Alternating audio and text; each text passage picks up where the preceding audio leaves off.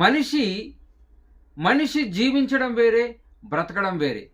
మనిషి జీవిస్తున్నాడు అంటే అతడి టైము, మనీ, ఎనర్జీ అతని వద్ద ఉందని అర్థం. మరి బతుకుతున్నాడు అంటే ఎనర్జీ మాత్రమే ఉంటూ టైము మరియు మనీ అతడి దగ్గర లేదనే అర్థం. ఎలా బ్రతకాలి, ఎలా జీవించాలి, ఎలా బ్రతకకూడదు అని చెప్పే ఈ వీడియో ఎక్కడ స్క్రిప్ట్ చేయకుండా మొత్తం వినండి. నేను MK Shankar, welcome to our channel Shankar's advisory. మన థంబ్నెయిల్లో చూపించినట్లుగా ఈఎఫ్జి ప్లానింగ్. ఈ అంటే ఎసెన్షియల్స్, ఎఫ్ అంటే ఫన్, జి అంటే గ్రోత్. ఈ మూడు ప్రతి మనిషికి అవసరమే. అందులో మొదటిగా ఎసెన్షియల్ అంటే అవసరాలు. ఈ యొక్క అవసరాలు రోటీ, కపడా, మకాన్, ఇల్లు, groceries, utility payments like water bill, current bill, school fees, paper bill, internet bill, cell phone bill, ఇలాంటివన్నీ ప్రస్తుత యుగంలో అందరికీ అవసరమే. మరి వీటిని ఎంతవరకు మీరు మీ యొక్క సంపాదనలో ఖర్చు పెట్టాలి అని మీరు అనుకుంటున్నారు? ఇప్పుడు చెప్పిన రెంట్కి, గ్రోసరీకి మరియు యూటిలిటీకి మీరు సంపాదించే దానిలో 50% ఎట్టి పరిస్థితుల్లో దాటకూడదు. మీరు ₹1,00,000 సంపాదిస్తున్నట్లయితే 50,000 వీటి కోసం మీరు ఖర్చు పెట్టవచ్చు. దీన్ని దాటితే మాత్రం మీరు అప్పుల ఊబిలో పడిపోతారు. ఖర్చులు మీరు మేనేజ్ చేయాలంటే మీ దగ్గర ఎమర్జెన్సీ ఫండ్ ఉండాలి. ఎమర్జెన్సీ ఫండ్ మీ దగ్గర ఎంత ఉండాలి అంటే, మీరు బ్యాచిలర్ అయితే 3 నెలలకు తగ్గ శాలరీ మీ అకౌంట్లో ఉండాలి. మీరు పేరెంట్స్ అయ్యుండి పిల్లలు కలిగి ఉన్నట్లయితే 6 నెలలకు తగ్గ శాలరీ మీ యొక్క బ్యాంక్ అకౌంట్లో ఉండాలి.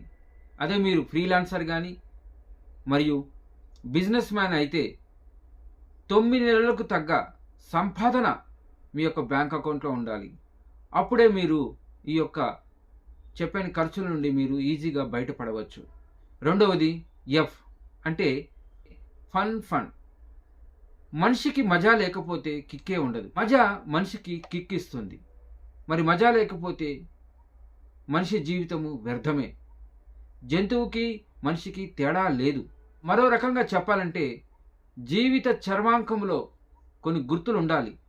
ఆ గుర్తులు నీకు ఏజ్ ఉన్నప్పుడే వాటిని తీర్చుకోగలగాలి.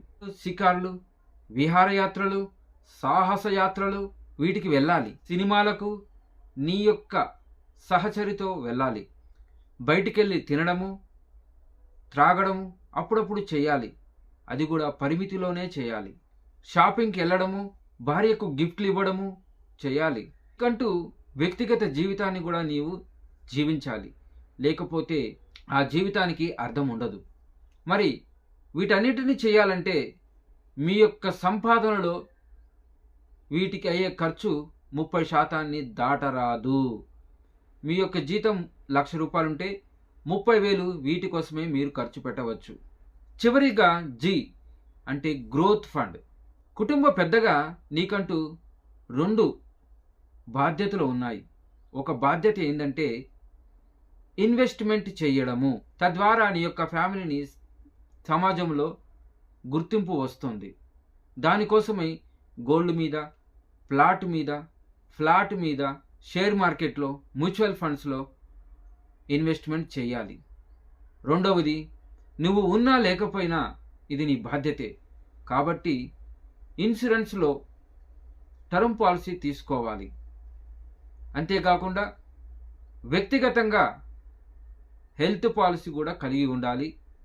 యాక్సిడెంట్కి సంబంధించిన పాలసీ కూడా మీ దగ్గర ఉండాలి. సో వీటికి మీ యొక్క సంపాదనలో 20% వరకు మీరు ఖర్చు పెట్టవచ్చు. ఇది దాటి చేస్తే కూడా ఇంకా మంచిదే. జీవితం ఒక క్రికెట్ మ్యాచ్ లాంటిది. 20-40-20 ఈ మ్యాచ్ మీరు సరిగ్గా ఆడాలి.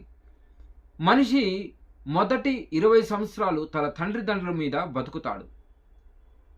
తర్వాత 40 సంవత్సరాలు తన యొక్క సంపాదన మీద బతుకుతాడు.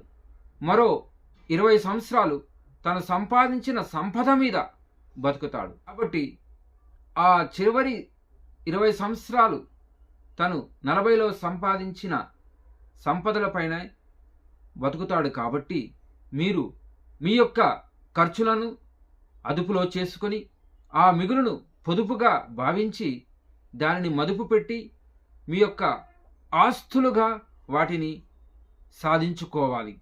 ఎవరో పెద్దలు చెప్పిన చిన్న జ్ఞాపకం ఏమిటంటే, వృద్ధాప్యంలో మంచి పిల్లలైనా ఉండాలి, లేదా మనకు తగ్గ సంపదైనా ఉంచుకోవాలి. ఈ యొక్క వీడియో మీకు నచ్చినట్లయితే లైక్ చేయండి, షేర్ చేయండి. వ్యక్తిగత అభివృద్ధే దేశాభివృద్ధి.